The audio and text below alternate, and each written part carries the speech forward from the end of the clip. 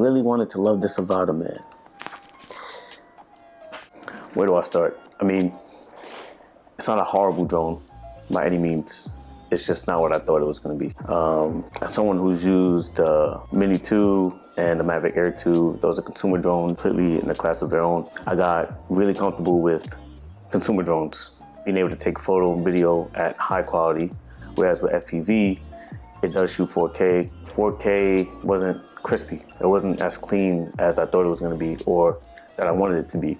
That's probably one of the main reasons why I'm letting it go. The quality above all things is really what gets me about it, because if it's 4K, then yeah, I just don't see it working out. Another thing I realized is that people were using, or a lot of people are mounting GoPro 10s, 10 bones, GoPro 11s on top of this to get clean footage. There was GoPro footage paired with Avata flying through the sky. So I'd rather get a drone that's native footage from the camera. The native camera comes out clean and crisp, not having to mount another camera on top of it to get a desired look. The other reason is that it's extremely loud, like loud.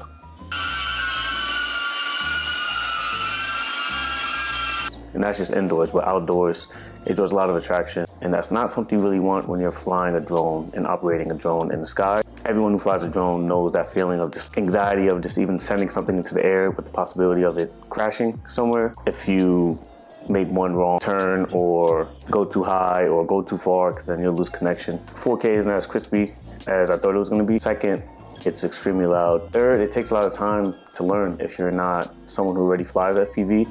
Like myself, I'm a beginner, and though I was intrigued and invested at a time with learning how to fly FPV through the DJI courses and also through Liftoff that I have here on my computer, it just, I don't know.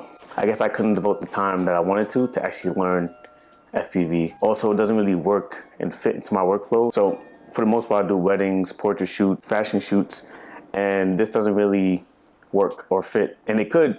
I was excited to kind of try to implement FPV into these type of spaces. Yeah, I just don't think it can, or that I can make it work. I know people who have made it work. It's definitely more of like a recreational type of drone, have fun with it, explore those types of angles, go through trees, go through branches, go through like little crevices. That's another thing. Like, you're gonna wanna go through things that you probably shouldn't with a drone, going through windows, going through anything that's like this big. So yes, this is my second Avata.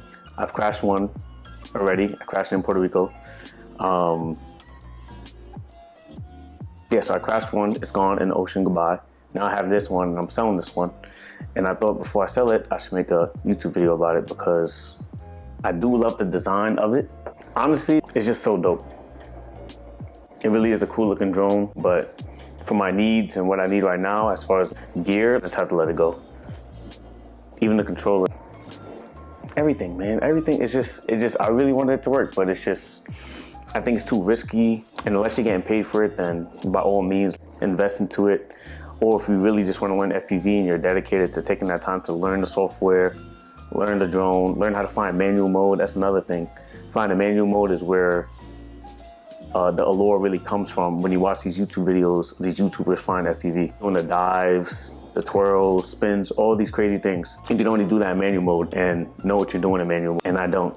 And I'm not gonna take the time to learn it. It's just too much money invested for something that can easily be gone, especially with the FPV, because of how fast it goes and because you wanna kind of be risky with it.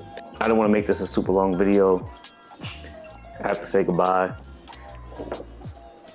I love you. Yeah, this was cool. This was fun.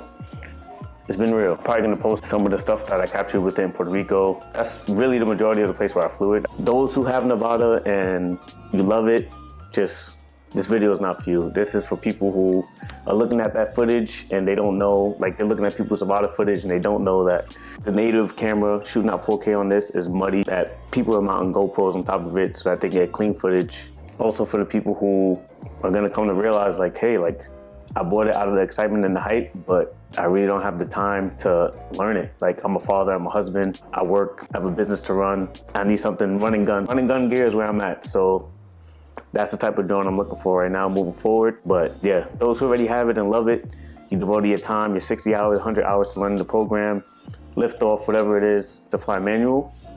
I salute you. I just couldn't do it. I feel like I want to keep these though, because these joints is, These joints are dope. But everything must go.